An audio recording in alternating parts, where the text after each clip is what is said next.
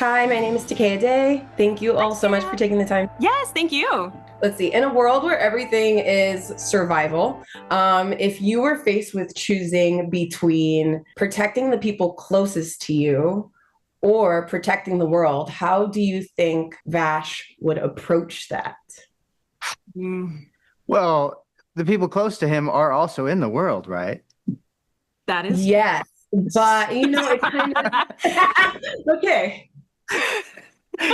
I think he would try to find a way where he can do both for sure, even if it meant sacrificing himself to get it done. Okay, Yeah. fair. Sarah, Meryl is she is such a driven and independent journalist.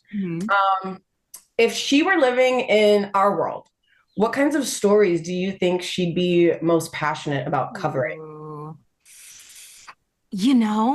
I think she would be maybe uncovering some of the a lot of hidden stuff. I think in the series she really wants to get the truth out there, and she wants people to know what's happening.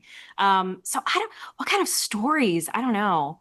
I mean, whatever it is, she would get 100% of the truth of it and get it out there. Bigfoot, JFK. Yeah. Bigfoot. Love that. Love that.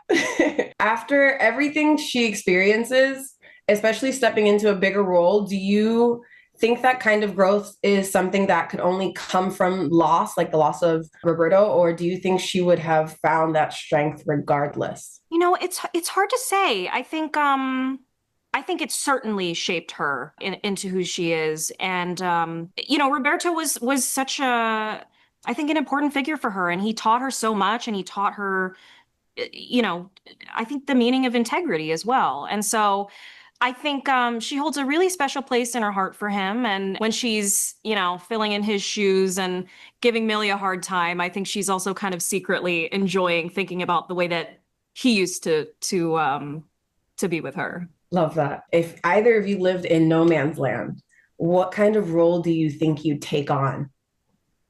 I might be dead. I think I'd be dead. Hopefully not. I definitely something indoors. I it's like it's really hot and I would get really sunburned.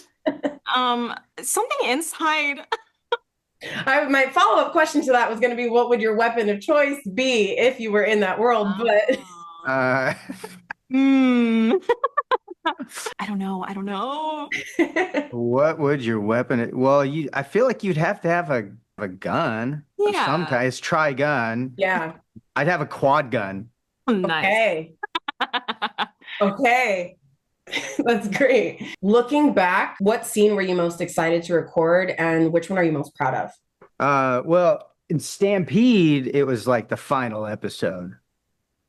That one really locked in for me. And there have been moments throughout this Stargaze, but we haven't really finished yet. So I see where it's headed. And like I saw, just a little preview of what's to come. And I'm like, oh yeah, that's where I can't wait to get into that.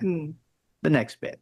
This season in particular, I really was looking forward to the reunion scene between Vash and everyone else. And so that was really, really cathartic to play. And yeah, I don't know what's gonna happen next, but whatever it is, I'm excited. Amazing. Thank you. This one's kind of just more so for me and my fellow cosplayers. So as a cosplayer, I have to ask, whose outfit from the series is your favorite?